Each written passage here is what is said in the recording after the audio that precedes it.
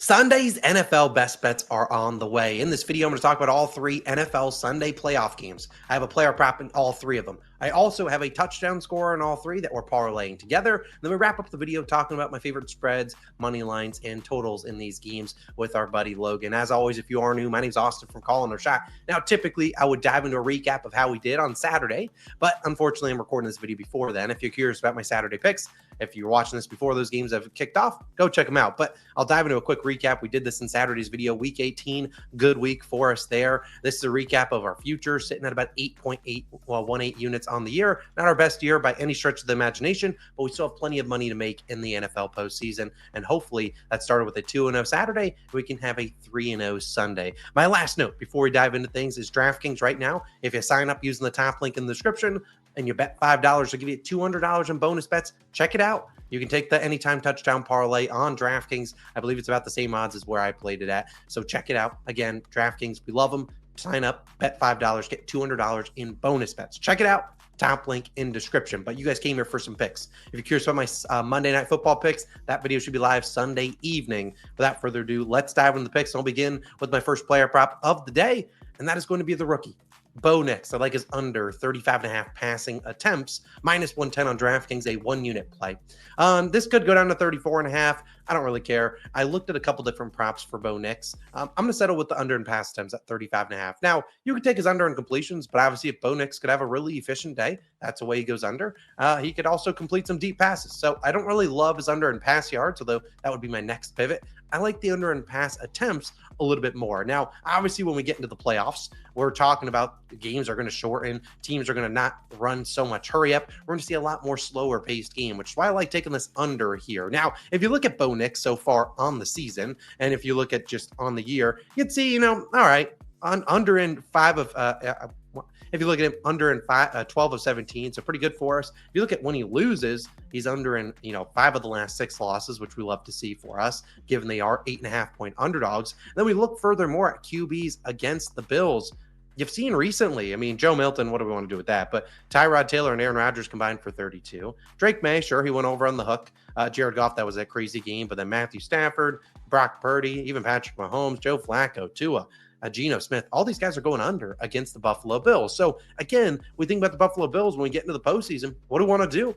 Take the ball out of the opposing team's offense and just chew clock. This is a Buffalo Bills team that loves to run the football. I think they'll have success running against the Broncos. Additionally, from the Broncos side, there's no chance we want to get into a shootout against the Buffalo Bills and Josh Allen. Instead, I expect them to run the ball, and I think you can run on the Bills. The problem with the Broncos rushing attack is you can't really bet on any of the guys because they run with a three-headed committee and they run with the hot hand. So, while I don't know if it's Jaleel McLaughlin, Javonte Williams, Audric Estime, which guy gets going, I don't care. I think one of them gets going and they run the football. They try their best to keep Josh Allen off the field. In my opinion, if this loses, it's because number one, Bo Nix gets that 2-minute drive to end the half. Number two, they're trailing by 2+ scores and he's throwing it a ton. But again, if he's throwing it a ton and they're not completing those third downs, maybe on fourth down, they're not getting it, the Bills will get the ball back and they will just go into max chew clock. So again, shortened games, shorten a lesser plays, number of plays in the postseason. I love this under for Bo Nix at 35.5. I haven't taken a lot of pass attempts lines, but I think that's a great one to take the under.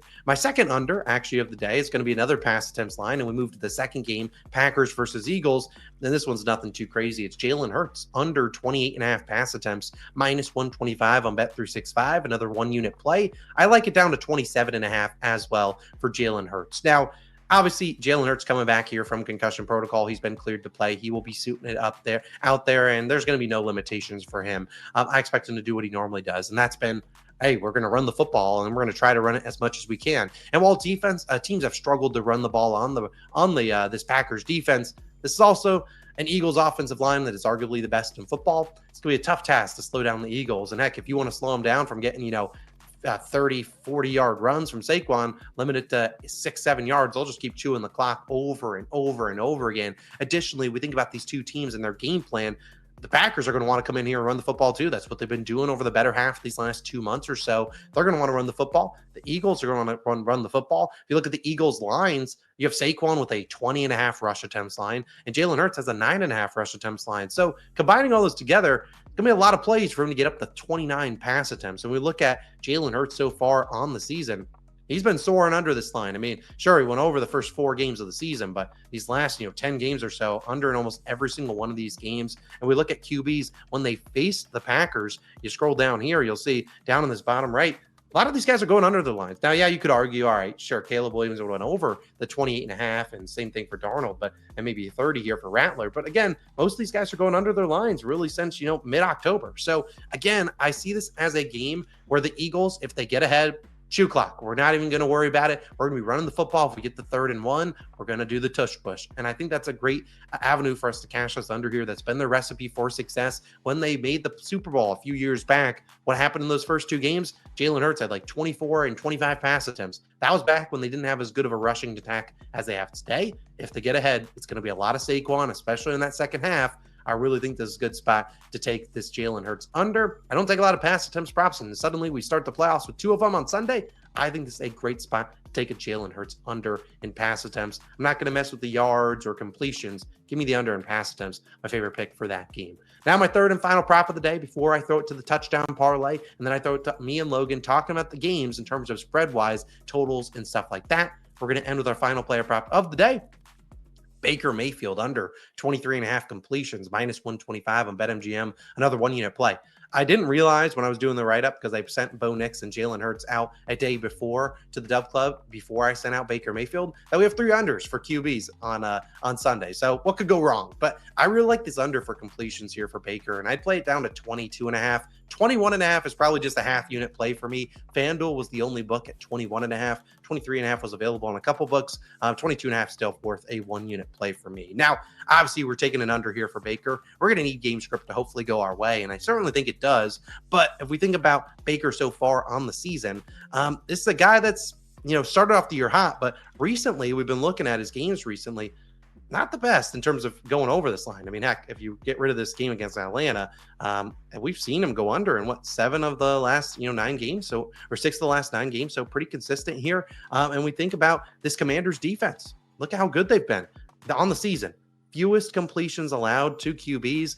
If you sort it just by since week 10, this has been a team that's been just as good, still fewest in the league. So this has been a really good team at limiting opposing QBs, and you pull up a game log of all the QBs against them. Trey Lance, whatever, we're not really going to count on that. But again, on the season, 3 QBs have had 24 or more completions. Now, one of them was Baker Mayfield all the way in week 1, Cooper Rush here, and then Joe Burrow. But outside of that, every single guy is soaring under this line. And a large part of it is because this is a Commanders team that has struggled to stop the run. Running backs, 2nd most yards per carry allowed in the NFL. I mean, this has been 4.9 yards per carry. That's pretty dang bad, and it has not gotten any better since, whatever. If you want to say since week 10, when their defense been a little bit better, 4.6 yards per carry, still down here. So they're still, sure, maybe looks better on paper, but again, there still have not been a good defensive unit at stopping the run. We look at Bucky Irving's props. He's at a 18.5 rush attempts line.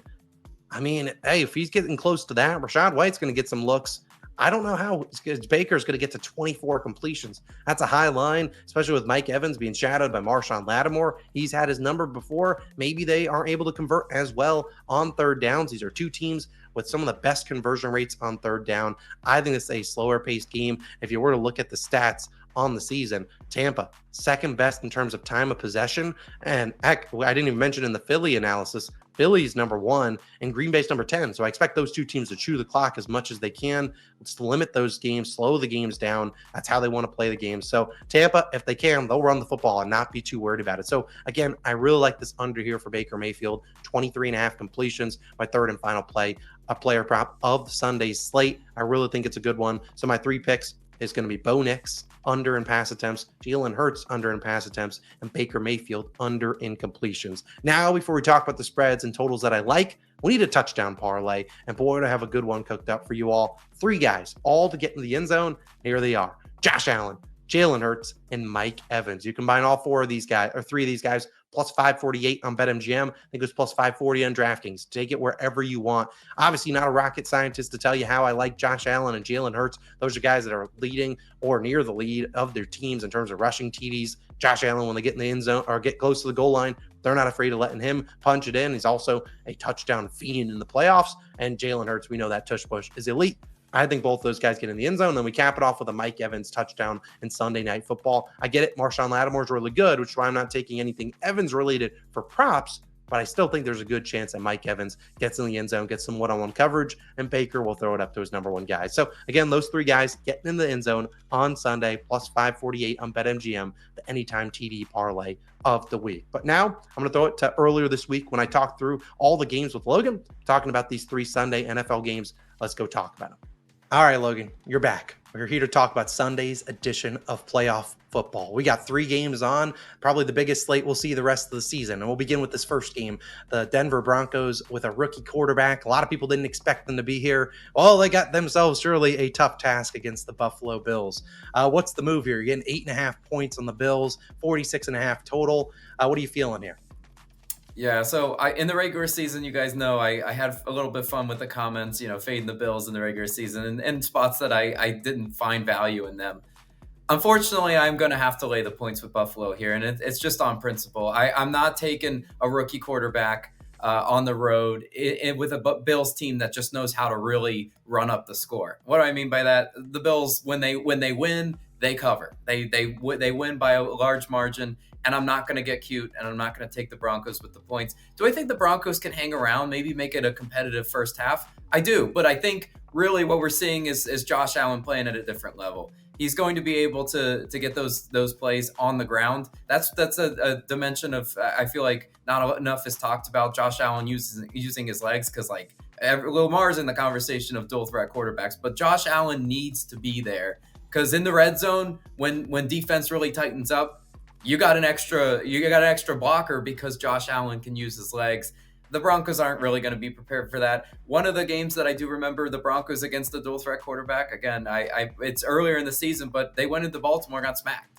And if you told me that matchup wise, the Bills just flat out smacked them, for lack of a better word, wouldn't be shocked at all. I got to lay the points with the Bills. Yeah, I'm not going to overcomplicate it, Logan. I'm on the Bills with you as well. We've seen them dominate teams in this first round of the playoffs. I wouldn't be mad if Bo Nix and the Broncos keep it close, but just feels like a recipe for disaster here, where this is a Broncos team. If you're thinking about a recipe for an underdog to come in, make some noise, establishing the ground game, keeping Josh Allen off the field, and just kind of chewing that clock. That's how we've seen people try to attack this Bills defense. The Broncos literally can't run the football. They don't know. Going into the game, they have no idea what 3 running backs they're throwing out there. Is McLaughlin getting hot? Javonte Williams, Audric Estime? They have no idea. And I really think that identity, not a lack of identity, is going to hurt them in a playoff game like this. So I'll roll with the Bills with you. It might be square. I think they ain't losing here, and I think they're certainly going to cover by at least two touchdowns. That would not shock me at all. Our next game, Logan, you're a Philadelphia native. You got the pulse on Philly. 4.5 point dogs here. We have some injury news for both QBs. It appears Jalen Hurts will be returning from concussion protocol, and it also appears Jordan Love, who got injured in their final game, should be starting here. So as of Wednesday evening, when we're recording this, both QBs are starting. Now, if something has changed between now and when you guys are watching this video, you might have to take whatever Logan and I say with a grain of salt. But Logan, assuming it's Jalen Hurts and Jordan Love under center, 4.5 point favorites for the Eagles. What's the pulse on Eagles Nation? You think they got to win in a cover here? I think the pulse on Eagles Nation, because you guys know I live in Philadelphia, so I go to the barbershop, I get my hair cut. They drape me in an Eagles cape all the time. I'm after, if it's on a Sunday, they got the game on, we're all go Birds, right? No, I'm not an Eagles fan. Shh, don't tell them that. I'm going to be sacrilegious to the city, and I'm going to take Green Bay plus the points. And it's not a dig on Philadelphia. It's just, I think the Eagles aren't necessarily going to have to, run up the score if they win. I think this is more of a field goal type game, because the Packers are not, they're not scrubs at all. This Packers team, what we just saw them lose, in Green Bay to the Bears, and that put a bad taste in a lot of people's mouth. But they're better than that. This hopefully, we're not starting Malik Willis. Okay, this is again hinged upon Jordan Love starting, but the Packers have all the receivers to be able to really kind of test that Eagles secondary, because the Eagles secondary has been elite. They've been elite most of the year. But matchup wise, they've got guys now. Christian Watson going down was a big injury. We're not going to overlook that. But what do we talk about? What travels? Run game travels. They're going to use Josh Jacobs. They're going to be able to use Josh Jacobs and they will be able to have success running the ball. That way, they're going to keep this a grinded out, low scoring game.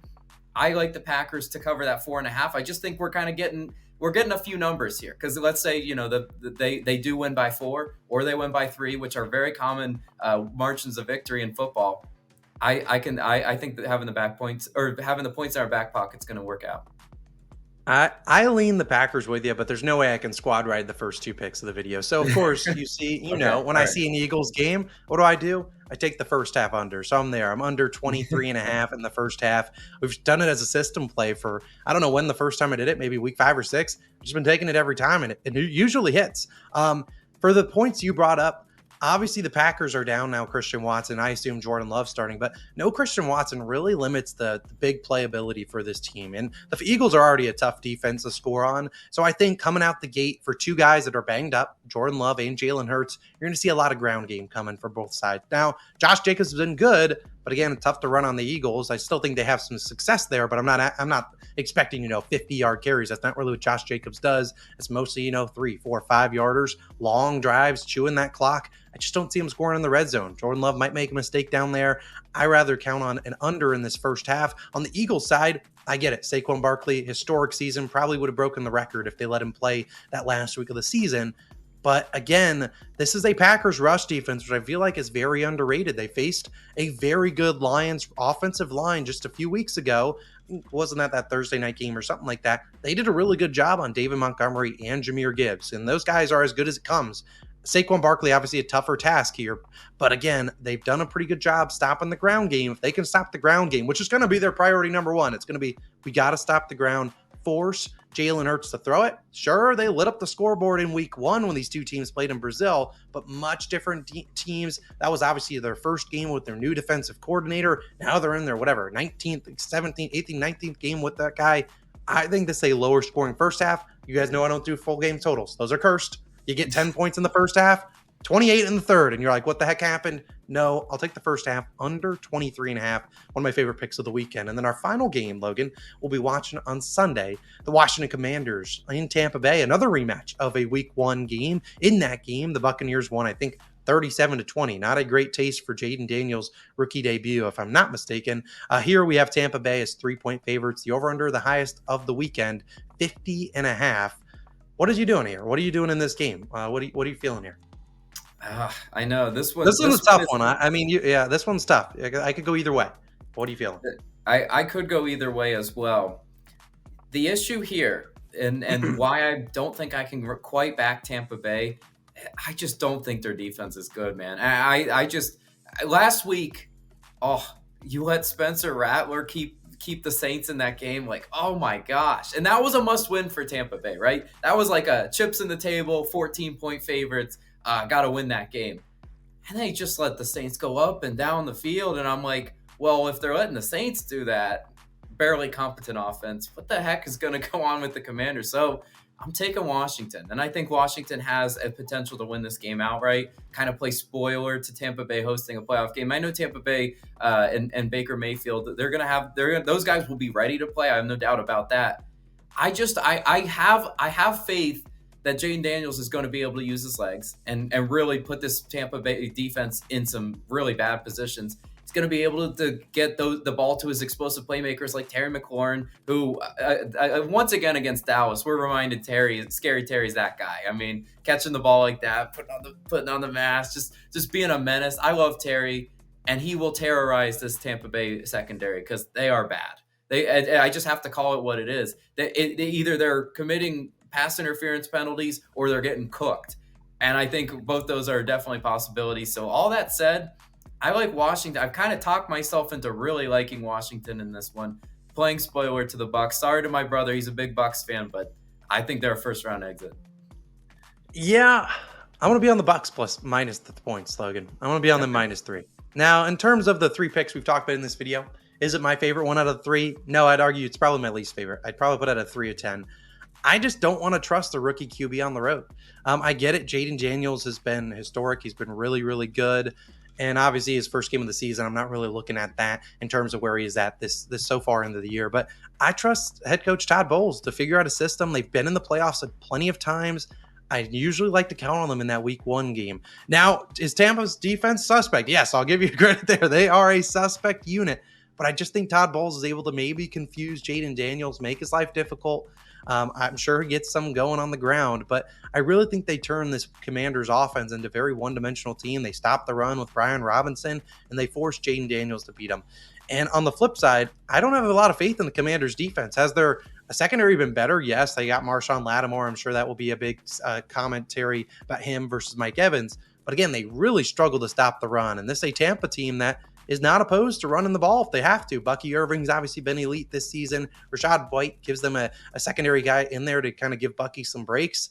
I like the Bucks here. Now, I don't know if I love them, but I like the Bucks. I don't know. Maybe they could lose outright, though. Like you said, this game is tricky. Over under 50.5. They're expecting some fireworks. I don't know. I'm leaning the Bucks, but I get all your points for the Commanders too. So I don't know. It's kind of a tricky one. Yeah, definitely is one of those games that if you told me I was on the wrong side and it was always Bucks, I wouldn't necessarily say you're crazy for picking Bucks. I know their deficiencies, right? I think that Washington is perfectly capable of exploiting a very blitz-happy Todd Bowles. Look, like I said, Bowles is a good defensive mind. So watching them be terrible against Spencer Rattler, who I really don't respect as a starting quarterback, it really left me with some pause on that one. And maybe it was just a one-game kind of weird sample size thing. But again, I mentioned Tampa Bay had to win that game, and they just they hung around. They played with their food a little too much. If you play with your food too much against Washington, they're going to make you pay, and they're not going to really look back. So that's my point in that. Yeah, it's going to be a great game. Hopefully, it's a great cap to the Sunday edition of games for us. That's 3 games, 3 picks from each of us. Hopefully, our player props absolutely dominated and we smacked the books around. But thank you guys again for tuning in. We'll have a Monday Night Football video for the Vikings versus Rams. When that video is live, probably Sunday evening, I'll link it on the screen or you can just check it out. Make sure you're subscribed. Simple as that. Drop a like. I hope you guys make a ton of money this weekend betting some NFL. And we'll see you guys back again in the next one. Peace.